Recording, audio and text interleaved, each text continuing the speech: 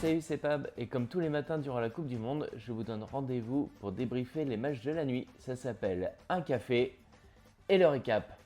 Allez, c'est parti.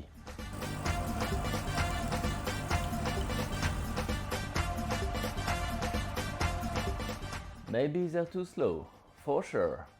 Maybe personne ne les connaît, for sure.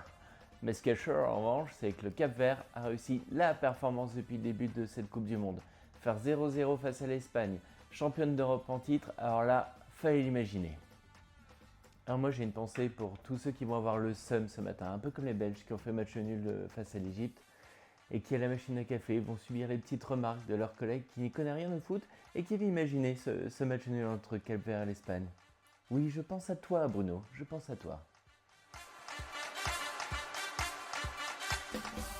Je pense à toi aussi, Sabri Lamouchi, petit ange parti trop tôt, sélectionneur déjà limogé, le premier de cette Coupe du Monde. Sabri Lamouchi, c'est le sélectionneur de la Tunisie et défait 5-1 par la Suède. Il a dû faire ses valises et déjà quitter cette Coupe du Monde. On te donne rendez-vous, Sabri, sûrement en octobre ou novembre sur le banc du FC Nantes, qui aura probablement changé d'entraîneur.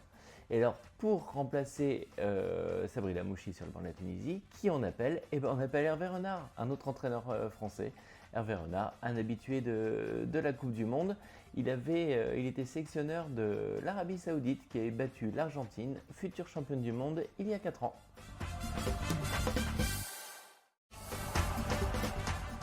Alors à suivre aujourd'hui, à moins que vous viviez sur notre planète, je pense que vous êtes déjà au courant, mais ce soir, c'est la France qui entre en lice face au Sénégal. Alors le Sénégal, c'est un mauvais souvenir pour les Bleus, parce que le Sénégal, en 2002, avait réussi l'exploit de battre la grande équipe de France, de Zizou, de Thierry Henry, de David Trezeguet, en ouverture de la Coupe du Monde. Les Bleus à l'époque étaient champions du monde 98, champions d'Europe 2000, et alors là, ça avait été un sacré gadin. L'équipe de France avait quitté la Coupe du Monde sans marquer le moindre but et avait été éliminée dès le premier tour.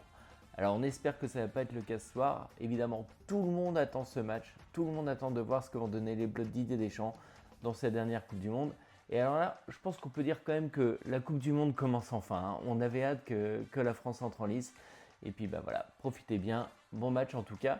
Je vous donne vite fait les deux autres affiches. Donc il y a Irak-Norvège à minuit. Et à 3h du matin, l'Argentine, une petite équipe, qui reçoit l'Algérie.